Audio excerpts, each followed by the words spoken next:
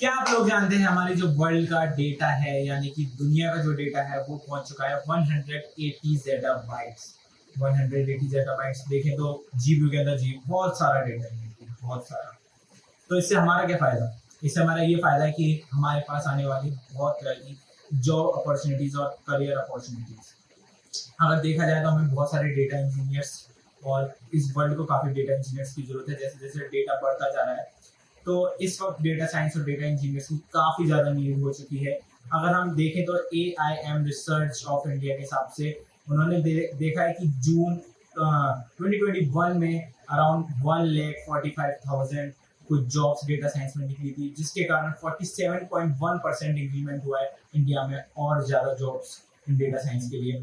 और इसके बाद ही अगर हम एक और रिपोर्ट देखें AIM इंडिया की, उन्होंने ही बताया है कि अराउंड 2026 तक अराउंड 11.9 बिलियन जॉब ओपनिंग्स और करियर अपॉर्चुनिटीज आने वाली है डेटा साइंस फील्ड के अंदर।